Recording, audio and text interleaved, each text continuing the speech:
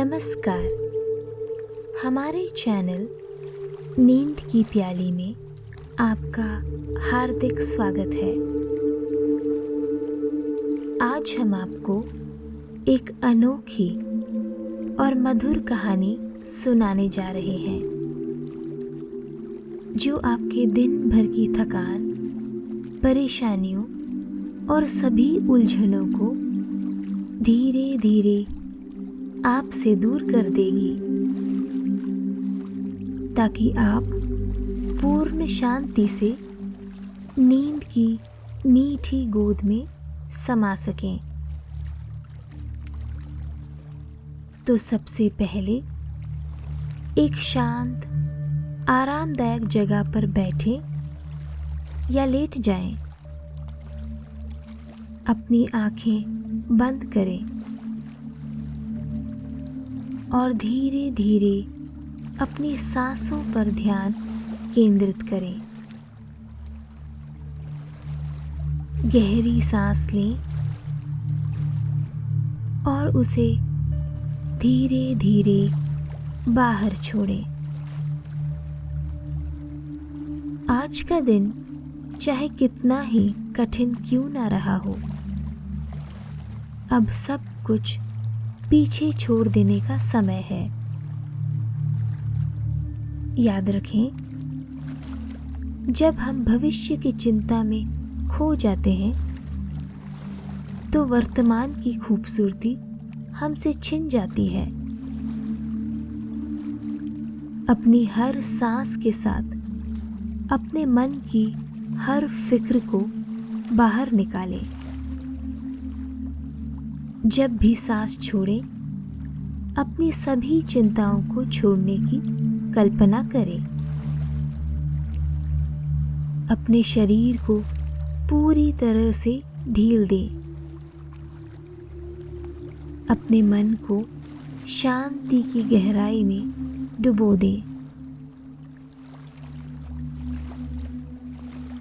हमें पूरी आशा है कि इस कहानी के हर शब्द में आपको वह सुकून और शांति मिलेगी जो आपकी आत्मा के हर कोने को छू जाए। तो आइए अपने मन और शरीर को इस पल में डुबो दें और हमारे साथ इस नई जादुई कहानी के अनुभव में शामिल हो जाएं।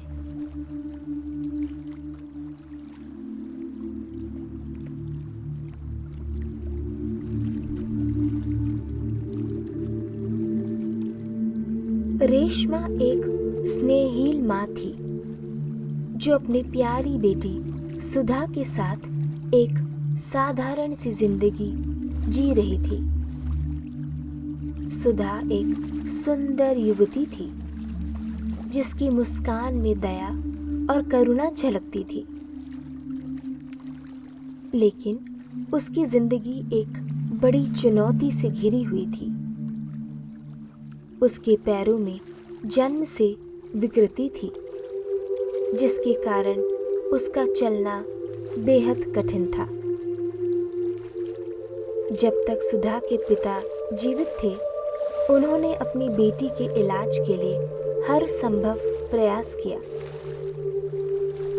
लेकिन उनकी असमय मृत्यु के कारण अब सारी जिम्मेदारी अकेले रेशमा पर आ गई।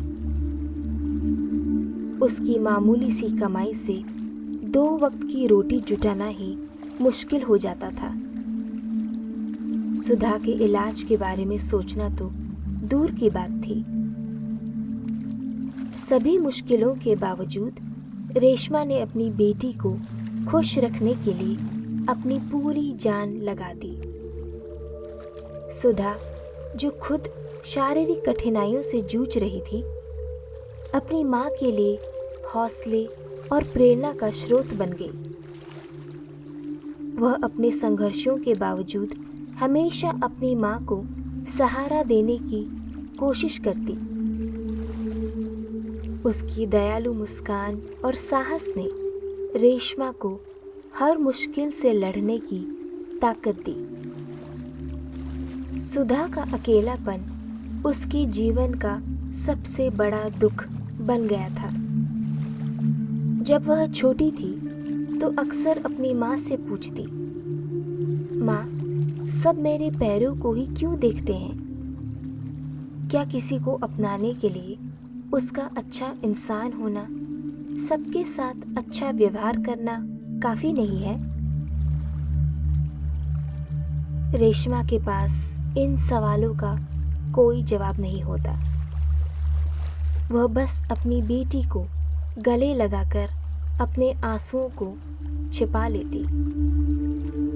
सुधा ने आगे चलकर अपनी जिंदगी को खूब संवारा। वह सिलाई और कढ़ाई में बेहद निपुण थी। उसके बनाए हुए सुंदर वस्त्र और कलाकृतियां गांव में खूब सराही जाती थी और उनसे जो थोड़ी बहुत आमदनी होती वह घर के खर्चों में सहारा बनती। रेशमा को अपनी बेटी की मेहनत और हिम्मत पर गर्व था। गांव के लोग सुधा की प्रतिभा और अच्छे स्वभाव की तारीफ तो करते थे, लेकिन उसकी शारीरिक असमर्थता के कारण उससे दूरी बनाए रखते थे और यह बात रेशमा को बहुत दुख देती थी। जैसे जैसे सुधा बड़ी हुई, उसने इस सच्चाई को समझ लिया कि दुनिया अक्सर बाहरी रूप को ज्यादा महत्व देती है। उसने अपने अकेलेपन के साथ जीना सीख लिया और अपनी माँ के साथ एक सादगी भरी जिंदगी जीने लगी। एक दिन रेशमा अपनी झोपड़ी में बैठी काम कर रही थी कि उसे दूर से एक दर्द भरी आवाज सुनाई दी। पहले तो उसने इस आवाज को नजरअंदाज कर दिया, लेकिन जब आवाज बार बार आई तो वह आवाज का पीछा करते हुए पास के जंगल में गई। वहां उसने एक घायल हिरनी को जमीन पर पड़े हुए देखा। हिरन को घायल अवस्था में देखकर रेशमा का दिल बेचैन हो उठा। थोड़ी जांच पड़ताल करने के बाद उसे पता चला कि वह हिरन गर्भवती थी और जन्म देने के कगार पर थी। कुछ पल के लिए रेशमा असमंजस में थी। क्या वह इस हिरन की मदद कर सकती है जब खुद उसकी जिंदगी इतनी मुश्किलों से भरी थी? लेकिन उसकी करुणा ने उसे राह दिखाई। उसने धीरे धीरे हिरनी को उठाया और घर ले आई। रेशमा और सुधा ने मिलकर हिरनी की देखभाल की। उनके स्नेह और देखभाल से हिरनी जल्द ही आराम महसूस करने लगी। कुछ ही घंटों में हिरनी ने एक सुंदर नन्हे मृग शावक को जन्म दिया। हिरनी और उसका शावक रेशमा और सुधा के परिवार का हिस्सा बन गए। सुधा ने उस नन्हे मृग शावक को अपने दिल से लगा लिया। वह शावक उसके लिए एक सच्चे दोस्त की तरह बन गया, जिसे पाकर उसकी जिंदगी में खुशी लौट आई। रेशमा दूर बैठकर अपनी बेटी और उस शावक को खेलते हुए देखती तो उसकी आंखें भर आती। एक दिन उसने मन ही मन सोचा, काश मेरी बेटी को भी कोई ऐसा साथी मिले जो प्यार और दया से भरा हुआ हो। हिरनी जैसे कि रेशमा के दिल की बात समझ गई हो, धीरे से उसके पास आई और अपने सिर से उसकी हथेली को छुआ। रेशमा का दिल और भर गया।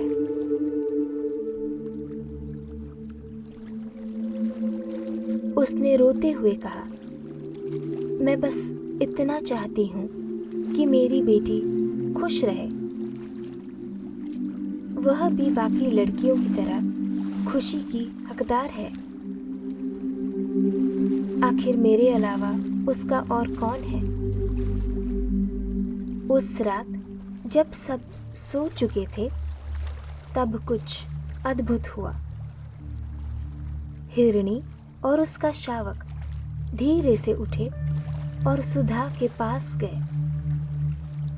उन्होंने अपने सिर उसके पैरों पर रख दिए और तभी उनके सिर से एक सुनहरी रोशनी निकलने लगी। वह रोशनी पूरे घर को चमका रही थी। वह उज्जवल रोशनी से रेशमा की आंखें खुल गई और वह दृश्य देखकर उसके होश उड़ गए। तभी वह हिरणी बड़ी कोमलता से उसके पास आई और शांत स्वभाव में उसने कहा, प्यारी रेशमा, मैं कोई साधारण हिरणी नहीं हूँ। मैं स्वर्गलोक की निवासी हूँ और किसी विशेष कारणवश मुझे कुछ समय के लिए पृथ्वीलोक में रहने का आदेश दिया गया था। आपने मेरे और मेरे शावक की कठिन समय में जिस प्रकार देखभाल की, उसके लिए हम आपके प्रति सदा के लिए ऋणी रहेंगे। अब हमारी बारी है कि हम आपका यह उपकार चुकाएं। जिस तरह आपने मेरे बच्चे का ध्यान रखा, उसी तरह अब यह मेरा कर्तव्य है कि मैं आपकी बेटी के सारे कष्ट दूर करूं। यदि मैं सुधा के जीवन में खुशी ला सकूं, तो मैं इसे अपना परम सौभाग्य समझूंगी। रेशमा आश्चर्यचकित होकर सब कुछ चुपचाप सुन रही थी। हिरणी और उसके शावक की रोशनी सुधा के पैरों पर फैल गई, जैसे उनके पैरों में नया जीवन स्थापित हो रहा हो। सुधा ने भी यह सब देखा और यह दृश्य उसके लिए एक स्वप्न जैसा था। वह शावक सुधा के पास आकर अपना सिर उसके हाथों में रख दिया, जैसे वह अपना स्नेह और प्रेम प्रदर्शित कर रहा हो।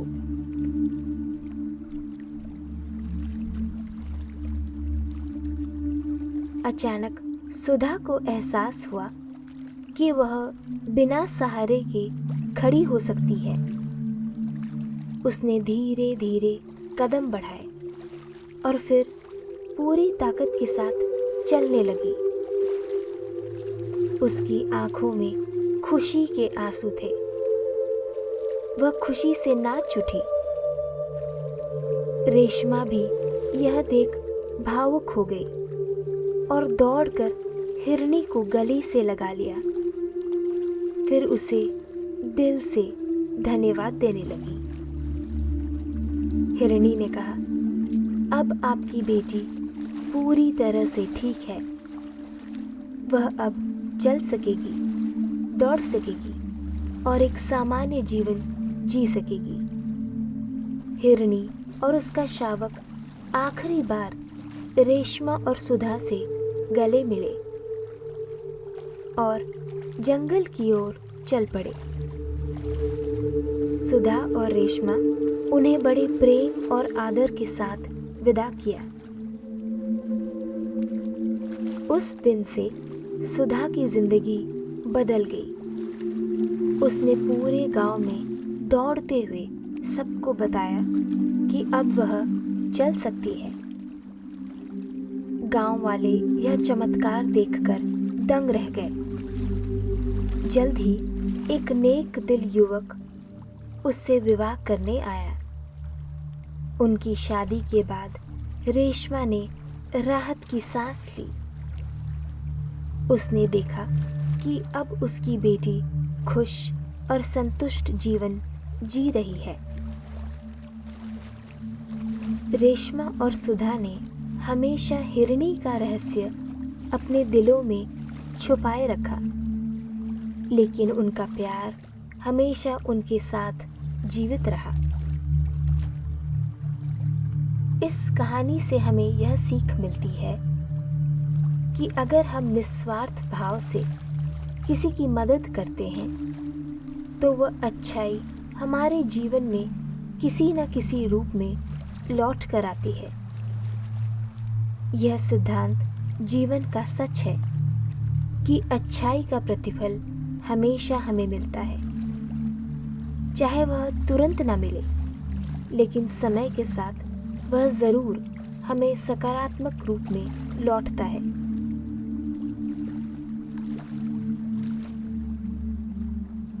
इस कहानी के समाप्त होने पर हम आशा करते हैं कि आप विश्राम की उस गहराई में उतर चुके होंगे जहाँ केवल शांति और सुकून का एहसास है।